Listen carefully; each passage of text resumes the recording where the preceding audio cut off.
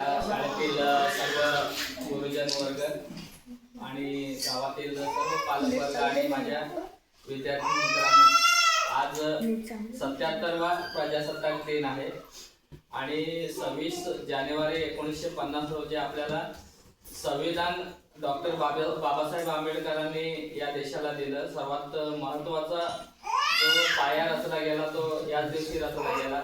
26 जानेवारी 1950 रोजी डॉक्टर बाबासाहेबांनी जे संविधान दिलं ते लोकांच्या हाती सोपवलं आणि त्याच्यावर आधारित जे कलम आहेत त्याच्यानुसार आज आपला भारत देश चालतो.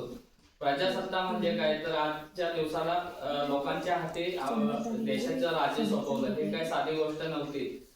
लोकांनी लोकांसाठी राज्य चालवायचं अशा पद्धतीने आजचा हा दिवस सुरू केला गेला. यानंतर बऱ्याचशा शासकीय समित्या तयार झाल्या.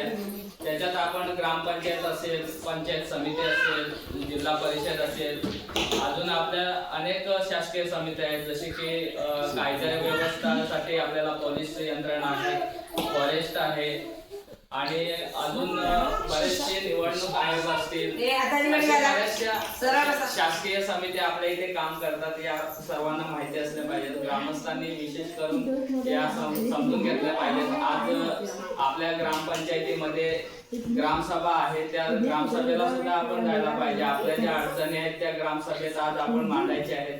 आपण थोडासा वेळ काढला तर आपण त्या आपल्या अडचणी त्या ठिकाणी मांडू शकतो. आजच्या दिवसात आपल्याला ते संधी देतात. प्रजासत्ता म्हणजे आपल्याला जे हक्क दिले ते आपण त्याचा फायदा करून घेत नाही. आपण जोपर्यंत आपले अधिकार समजून घेत नाही तोपर्यंत आपल्याला हे काही समजणार नाही. आपण आज ग्रामसभेला गेलो तर आपले त्या ठिकाणी ठराव घेतले जातील. ते ठराव जर शासनापर्यंत त्यांनी पोहोचवले नाहीत तर आपण त्यांची सुद्धा कंप्लेंट करू शकतो. अशा पद्धतीने बरेचसे विषय आपल्याला त्या ठिकाणी गेल्यानंतर समजतात. आपण जायला मुळात घाबरतो, पुढाकार घ्यायला घाबरतो. आपण प्रजासत्ते काय आहे त्याचा आपण खऱ्या अर्थाने समजूनच घेतलेलं नाही आतापर्यंत. त्यामुळेच आपली ही परिस्थिती आपल्या वाड्यांमध्ये पाहायला मिळते.